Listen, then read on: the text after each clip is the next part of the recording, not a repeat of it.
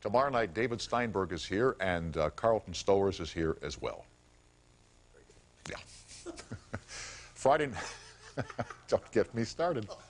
Friday evening marks the end of an era when announcer Bill Wendell retires after 13 years with David Letterman, both at NBC and here at CBS. You've heard him more than 3,000 times say, and here is David Letterman. During his 40-year career, he has worked with some of the greatest people in this business, like Dave, the legendary Ernie Kovacs. Bill and I worked together at NBC when I was there in the 1970s and 80s, and he joins me now from CBS in New York City. Mr. Wendell, it's a pleasure to see you, and thanks for coming on tonight. I really appreciate you doing this for us. Thank you, Tom, and don't call me Mister. Okay. Let me ask you about your first days at NBC New York when you came down from the radio station upstate, and you were now at NBC New York, the big time. What was that like when you walked in there? In those days, there were maybe 30 gentlemen on staff, and some of them, I could hear them clear their throat in the halls. And there were names like Ben Grauer, the fellow that used to do the Metropolitan Opera. And I remember them, I remember their voices when I was a kid. So this was heaven to me. And really enjoyed it. And this was when, the 1950s, Bill?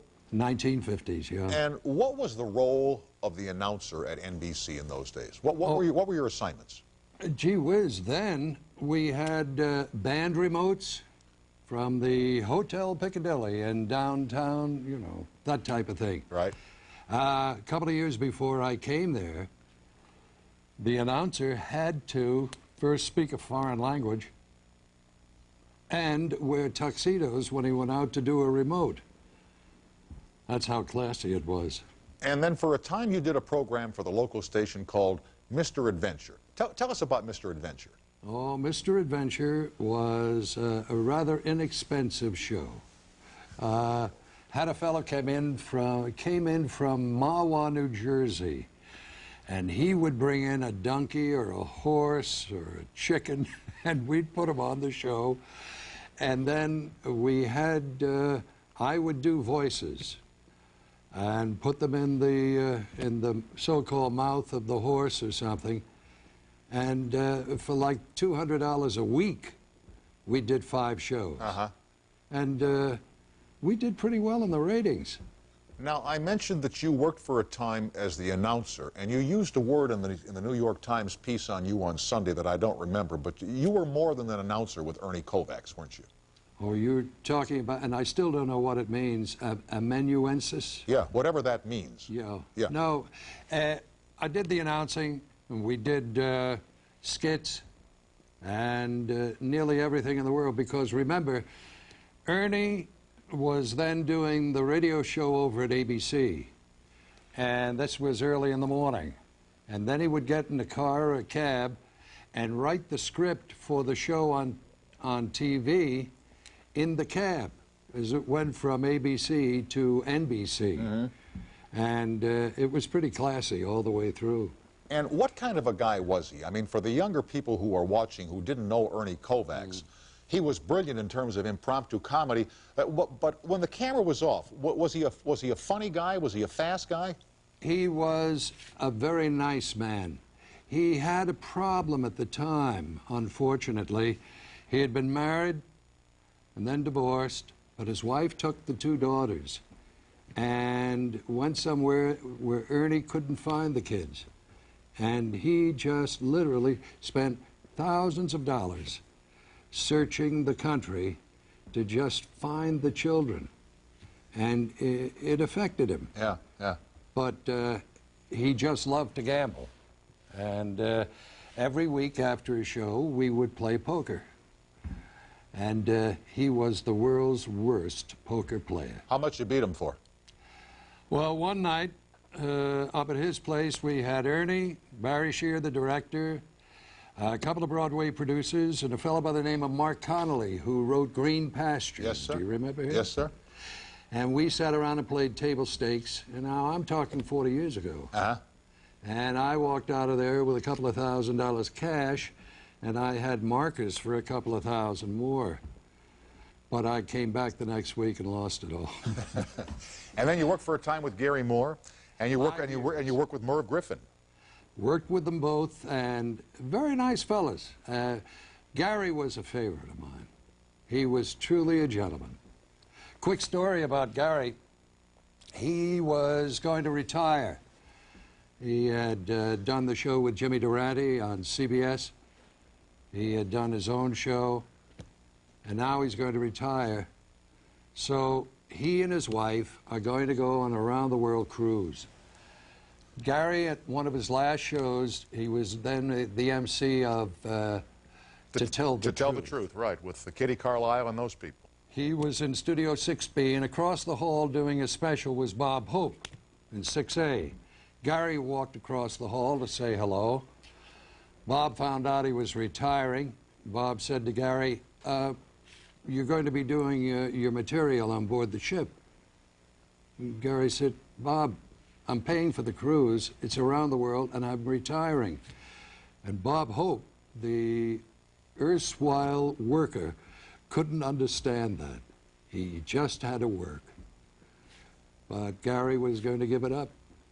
We're with Bill Wendell, who's leaving the position of announcer on Late Show with David Letterman this coming Friday. The phones are up and running at 800-952-2788. Ah, Bill, what a story. We'll be right back after these messages.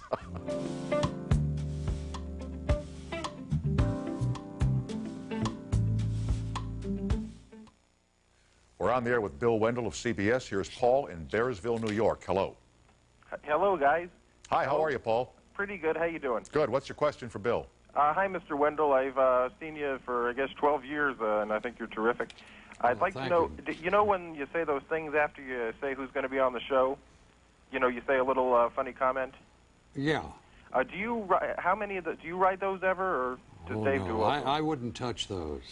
That's union material. No, those are all written by writers on the show. Can I ask you another question? No. No, I can't. Go ahead. Okay. You know when Dave has all these supermodels on and everything? Yeah. I think it's you know, I like to look at them and everything, but why doesn't he just have a supermodel on every show to the side of the stage or behind the seats or something to look at? What's the point of talking to them? Well, Paul, Dave isn't married, I am. You'll have to ask him. But, I mean, he can get these girls anyway, whether he has them on the show or not, but I don't understand why do they let these supermodels go on and talk? They have absolutely nothing to say. Well, I'll tell you, Paul, they speak to me. Thank you for joining us. By the way, I haven't asked you, my friend, why are you leaving? I'm not really retiring. I'm just leaving the show. So what are you going on to if you're not retiring? Well, next week I'll let you know. We've got a couple of fellows out on the coast. We're going to talk, and might wind up, I don't know what. Terrific, terrific. Yeah, I'm looking forward to it. For a lot of years, in fact, didn't you have a license plate on your car at one time that said warm up because you made a name for yourself, warming up audiences for television shows? Still do, but the car is being driven by my son. And what is the key to really warming up an audience? Like, warm up this one. Come on, Bill, warm us up. Well, do you need it? Yeah. The real thing is, when you go out before an audience, and I've always felt it, you've got to let them know you're friendly, and they're there for a good time. And if they don't laugh, you're going to come down into the audience and hurt them. After all, they got in for nothing. Yeah.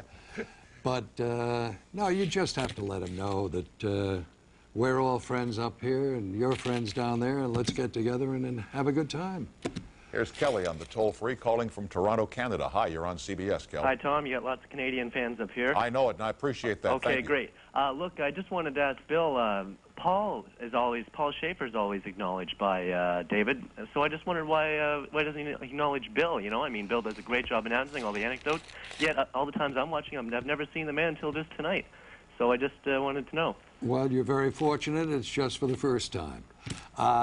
No, there's no reason other than the show has changed from when it was over at NBC till now. It's a different show, and I'm not complaining. It's just one of those things. Paul was always an integral part of the show, And although I pitched in every once in a while, my job was mostly as the announcer now. Okay, I guess I just think of you as the same type as, like, you know, Bob Barker corresponds with, you know, Well, his. I thought of it like that. That's all. no, and remember too, the last caller said something about all of the models on the show, and I'm backstage saying that everybody is happy back there. That doesn't sound right. Okay, well, you know, that's great. You do a great job, and we'll miss you a lot because you know Thank you. You do a good job. I'll miss you. Okay, take it easy. Kelly, thanks for Bye. calling. Bye. So Friday night, Bill, I'm down to 30 seconds, and they're all Yeah. yours.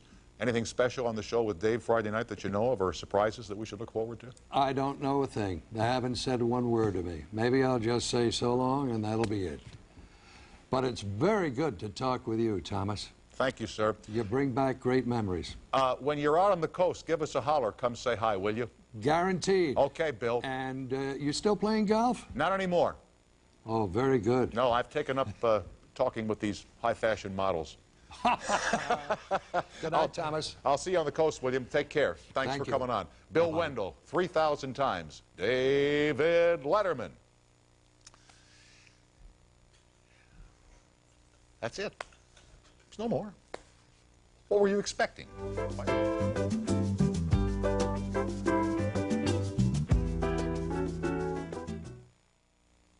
Oh, that Bill Wendell, huh? I remember one night, and you know, I didn't ask him if he still had the place, but he used to have a house up in Yonkers. So one night he had a party for the whole Tomorrow Show staff and cast. That'd be me.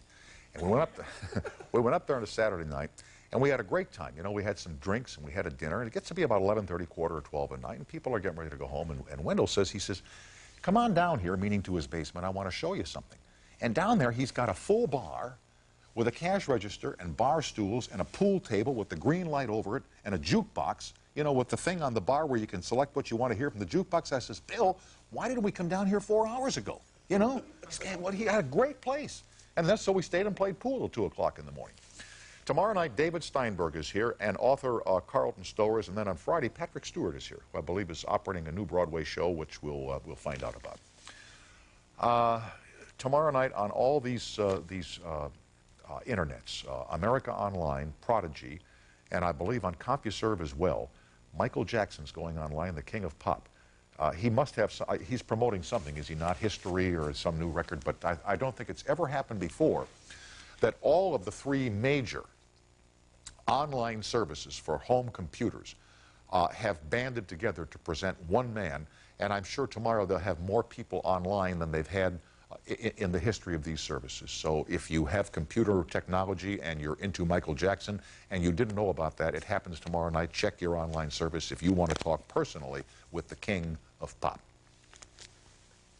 What are we down to? 15 Oh, 15 seconds. Just enough time to say back tomorrow night. Same time, same station.